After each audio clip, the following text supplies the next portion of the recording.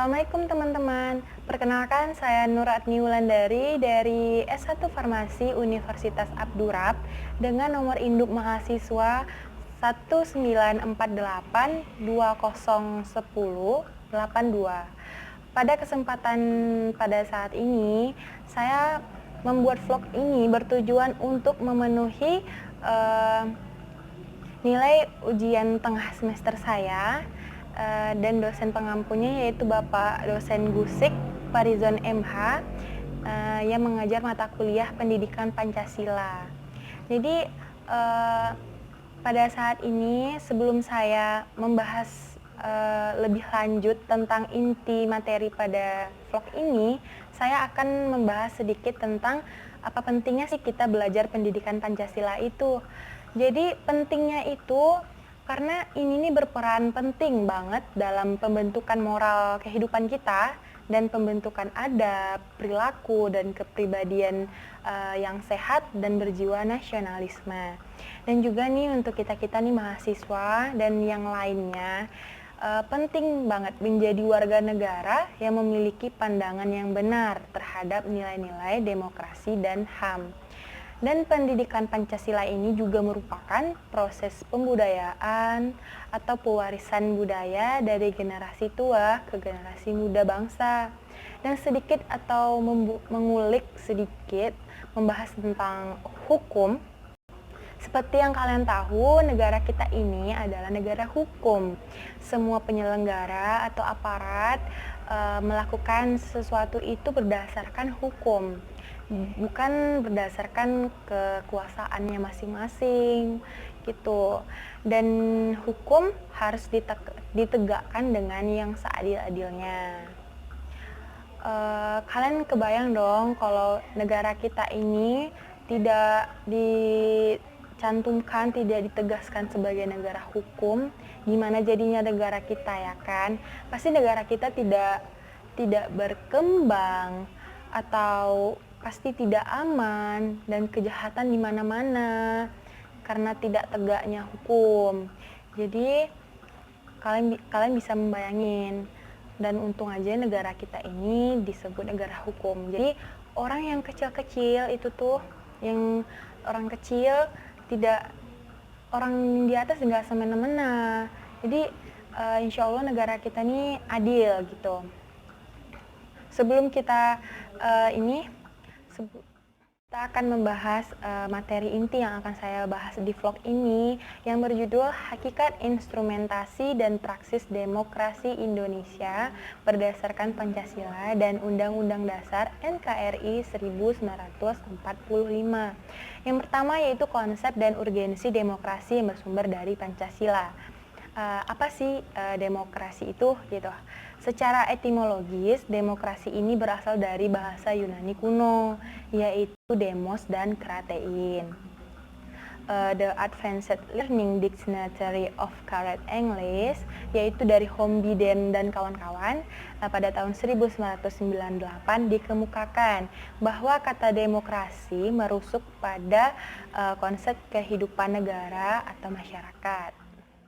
Kita masuk yang kedua, alasan diperlukan demokrasi yang bersumber dari Pancasila. Hingga saat ini kita masih menyaksikan sejumlah persoalan tentang kelemahan praktik demokrasi di negara kita ini, di Indonesia.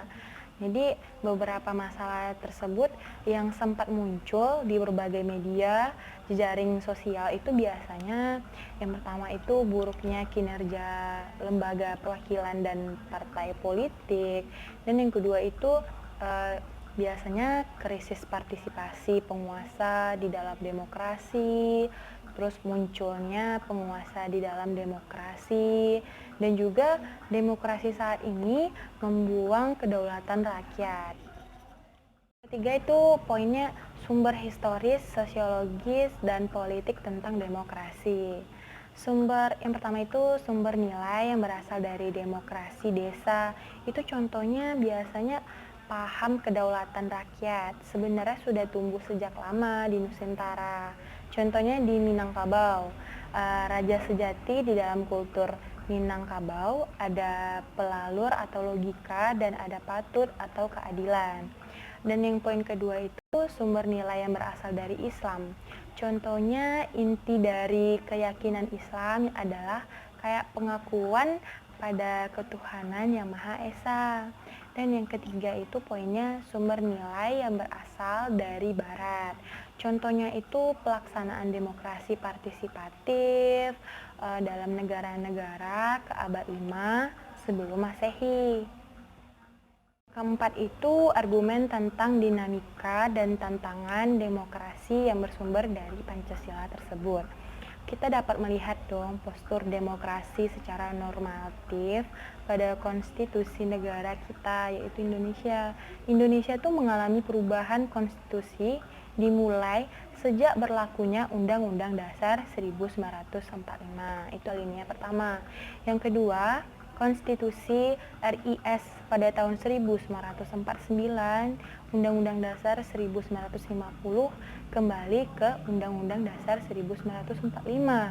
Dan alinea yang ke selanjutnya, dan akhirnya kita telah berhasil mengamandemenkan Undang-Undang Dasar 1945 sebanyak 4 kali.